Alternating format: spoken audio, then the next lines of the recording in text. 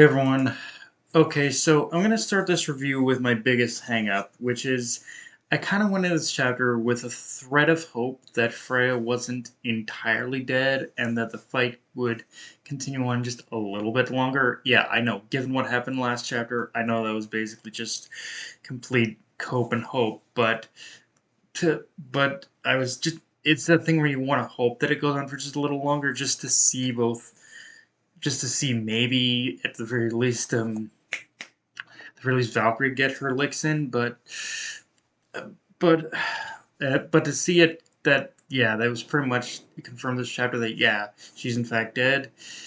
It is a little disappointing to me, and truth be told, I could have forgiven Mashma on this if he had just done one thing, but he didn't even follow through with that either, which is killing Homura. And I know I've been riding this horse way too much, but the thing about Eden Zero, or at least the first half of the series, is that the story did have this cause and effect dynamic of no matter what, there will always be some kind of sacrifice the crew has to make in order to succeed. But within this final arc, it feels like Mashima is afraid of making that sacrifice. The only reason I can fathom of what he's of what he's doing here is that there may still be a sacrifice, but he's trying to limit it to one sacrifice. I don't know. That's the best excuse I can come up with for what he's doing. But it's like, yeah, the fact that there's been no like death, no one has that not that not even Homura facing up against Freyja, the literal god of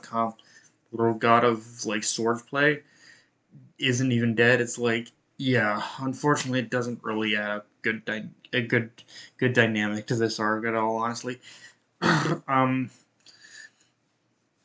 the only thing. The only thing I can fathom, especially after reading this week's chapter, is Mashima hasn't sacrificed any of the other characters because he plans for Shiki or Ziggy to make that sacrifice.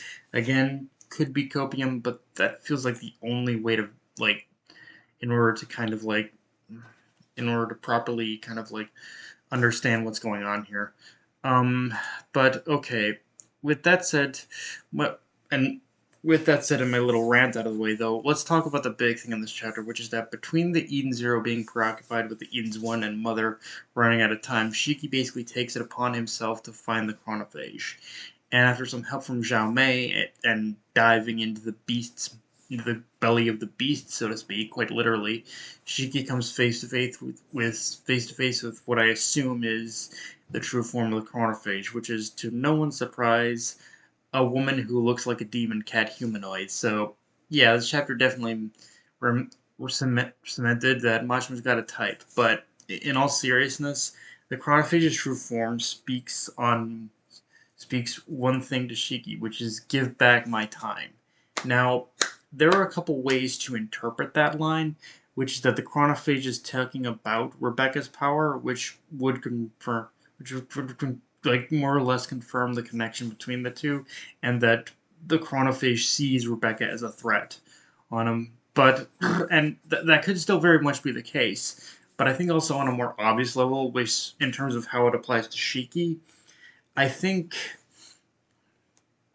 I think I think the Chronophage also sees Shiki as a threat, seeing as how he kind of survived being devoured. It could be one of those things where the Chronophage is just mad that someone dares oppose what it perceives as its authority over time and space. And again, that could very well apply to both. And I think that just in this instance, in a more direct instance, it is Shiki that the Chronophage is angry at, that it sees Shiki as like, how you are supposed to die, how are you alive, like that kind of thing. And I'm personally going with a slight mix of both, as I imagine Rebecca having the power to warp time and space like the Chronophage did Angrid, but still more leaning towards the latter, just for like Shiki having the gall to even say I'm going to fight you kind of thing.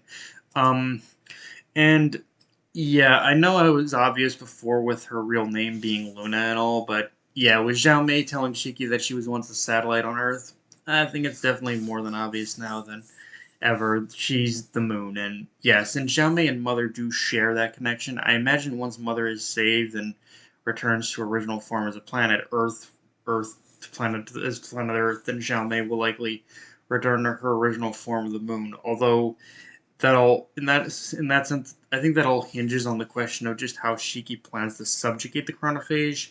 Because no matter what form it takes, the fact remains the chronophage is a force of nature that devours everything in its path. So how are you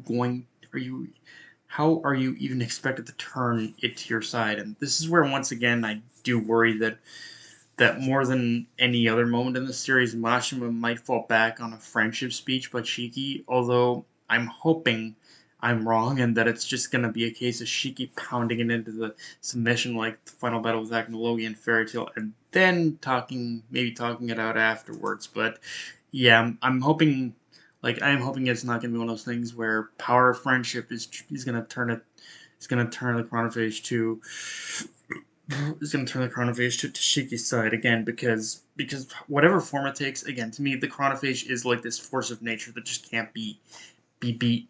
It just can't be entirely controlled. So it'll be just interesting. I'm worried but also intrigued how Mosh is gonna play this with the chronophage, honestly.